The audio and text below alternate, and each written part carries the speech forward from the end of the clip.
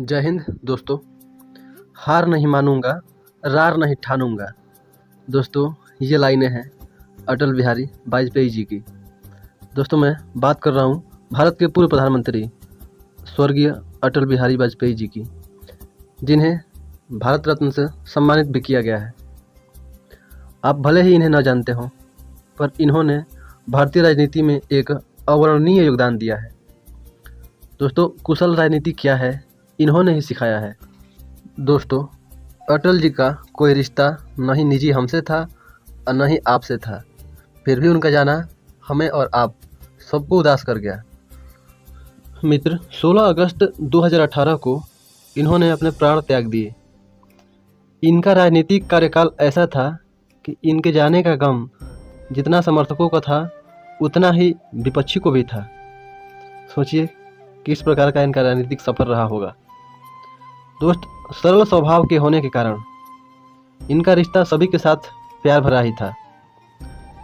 अटल जी कुल 3 बार भारत के प्रधानमंत्री बने थे। इसके अलावा भारतीय इतिहास व आधुनिक समाज उन्हें सिर्फ प्रधानमंत्री के नाम से ही नहीं जानता है, बल्कि एक प्रखर वक्ता के रूप में भी जानता है, क्योंकि इनके भाषण जो भी थे सब यादगार थे, यादगार हैं। 3 बार के प्रधानमंत्री के कार्यकाल के दौरान अटल जी तो 2 बार कार्यकाल पूरा ही नहीं कर पाए, लेकिन लोगों के दिलों में खूब जगह बनाया। दोस्त, अब हम बात करते हैं अटल बिहारी जी के जीवन परिचय के बारे में और इनका राजनीतिक सफ़र कैसा रहा इसके बारे में। तो अब इस लेक्चर में लास्ट तक बने रहें और कुछ अच्छी जानकारियाँ अगर आपको थोड़ा सा भी लगाव हमारे देश के इस अद्भुत प्रधानमंत्री से है, तो आपको लास्ट तक रुकना अवश्य चाहिए। हम शुरू करते हैं इनका जीवन परिचय और राजनीतिक सफ़र। अटल जी का जन्म 25 दिसंबर 1924 को मध्य प्रदेश के ग्वालियर में हुआ था। इनके पिताजी का नाम कृष्ण बिहारी वाजपेयी था, जो कि एक कवि भी थे, और शायद कवि होने का यही गुण अटल जी में भी दिख रहा था, क्योंकि वो भी अच्छी कविताएं लिख लेते थे। पहली लाइन मैंने इन्हीं कविता का सुनाया था कि हार नहीं मानूंगा, रार नहीं ठानूंगा। इनका प्रारंभिक शिक्षा ग्वालियर में ही संपन्न हुआ था और ग्वालियर के ही विक्टोरिया कॉलेज से इन्होंने ग्रेजुएशन किया था।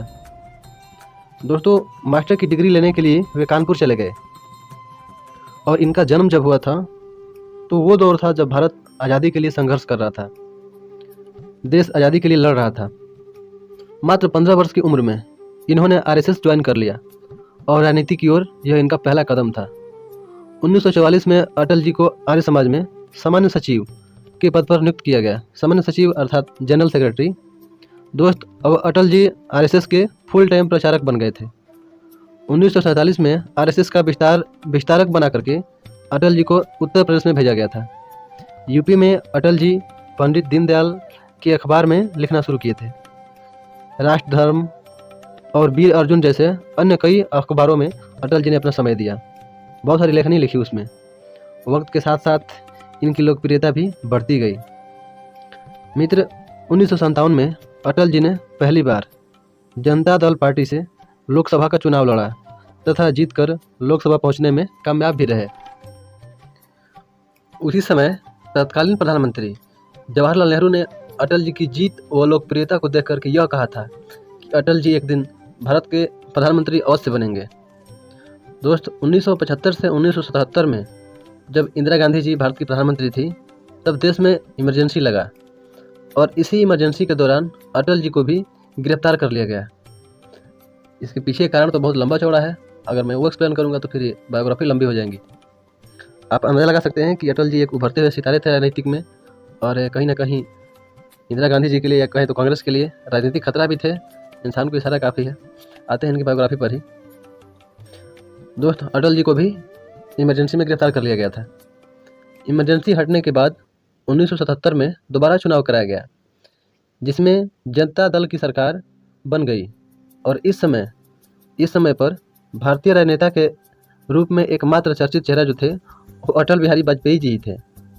साफ सुथरी छवि होने के कारण मुरार जी के मंत्रिमंडल में अटल जी को फॉरेन मिनिस्टर बनाया गया, अर्थात विदेश मंत्री बनाया गया।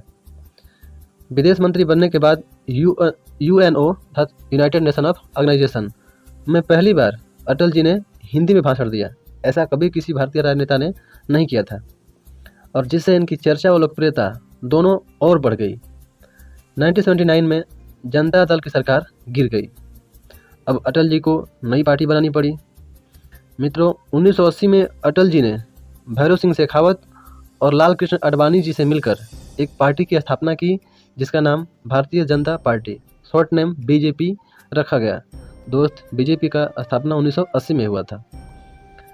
1984 में चुनाव लड़ा गया और इस चुनाव में अटल जी की पार्टी अर्थात बीजेपी को केवल 2 सीट मिली थी। विपक्षियों ने खूब ठहाका लगाए, खूब मजाक उड़ाया अटल जी का। लेकिन पिक्चर अभी बाकी है मेरे दोस्त, रुको ज़रा। 1984 के बाद 1996 में चुनाव कराया गया और इस चुनाव में अटल जी की पार्टी देश की सबसे बड़ी पार्टी के रूप में उभरी तथा गठबंधन के सहयोग से अटल जी ने सरकार भी बनाया और इस तरह से बीजेपी देश की सबसे बड़ी पार्टी बनकर सामने आई, जिसमें अटल जी को प्रधानमंत्री बनाया गया था। पर यह क्या, फिर नज़र लग गई। यह सरकार मात्र 13 दिनों तक ही चली थी। अटल जी ने इसमें खुद से इस्तीफा दे दिया था, कारण गठबंधन ही था। मित्रों, 1998 में दोबारा चुनाव कराया गया। अटल जी की पार्टी फिर से विजयी हुई, पर यह क्या, फिर से मात्र 13 महीनों में ही ये सरकार फिर से गिर गई। दोस्त, पहली बार अटल जी की सरकार 13 दिन चली, दूसरे बार 13 महीने चली, क्योंकि इस गठबंधन में अन्य पार्टियों ने अपना अपना जो समर्थन था वापस ले लिया। 1999 में पुनः चुनाव कराया गया, जिसमें बीजेपी को अन्य पिछले सभी चुनावों के मुकाबले अधिक सीटें मिली और इस बार अटल जी ने अस्थायी सरकार बनाया। लगातार 5 वर्षों का कार्यकाल अटल जी ने तीसरी बार प्रधानमंत्री बनने के दौरान पूरा किया। दोस्तों, इस कार्यकाल के दौरान अटल बिहारी वाजपेयी जी ने देश के लिए अनेकों महत्वपूर्ण कार्य किए, लेकिन जिस काम से वे अधिक प्रचलित हो गए वो था पोखरण में परमाणु टेस्टिंग। दोस्त, इन्होंने तुरंत परमिशन दे दिया था, क्योंकि उस समय मिसाइल मैन की बड़ी चर्चा थी। मिसाइल मैन आप समझ रहे हैं, हम बात कर रहे हैं डॉक्टर APJ अब्दुल कलाम की। उन्होंने प्रधानमंत्री से यह परमिशन मांगा था कि हम परमाणु टेस्टिंग करने वाले हैं, अगर ये परमिशन प्रधानमंत्री देंगे तभी टेस्टिंग कराई जा सकती है। पीछे के सभी जो भी प्रधानमंत्री थे उन्होंने मना कर दिया, डर गए थे, लेकिन ये शेर थे प्रधानमंत्री अटल बिहारी वाजपेयी जी, जिन्होंने तुरंत हामी भर दी। और ऐसा बहुत कम समय होता है कि जब देश को ऐसे 2 वीर सपूत मिल जाए। वो 2 वीर सपूत कौन है आप समझ रहे हैं? मैं बात कर रहा हूँ, पहला डॉक्टर APJ अब्दुल कलाम जी और दूसरे हमारे और आपके प्रधानमंत्री अटल बिहारी वाजपेयी जी। और इन दोनों लोगों को भारत सरकार के द्वारा भारत का सर्वोच्च नागरिक सम्मान पुरस्कार भारत रत्न भी प्राप्त है। 5 साल कार्यकाल पूरा करने के बाद 2004 में फिर से चुनाव कराया गया और इस बार बीजेपी को हार का सामना करना पड़ा। 1 साल बाद 2005 में अटल जी ने राजनीति से संन्यास ले लिया। आज बहुत बड़े से बड़े नेता अटल जी की उंगली पकड़कर अपना स्थान भारतीय राजनीति में बना पाए हैं, जिनमें से अगर मैं एग्जाम्पल की बात करूं तो हमारे प्रधानमंत्री नरेंद्र मोदी जी भी हैं और अन्य बहुत सारे फॉर्मर प्रधानमंत्री हैं।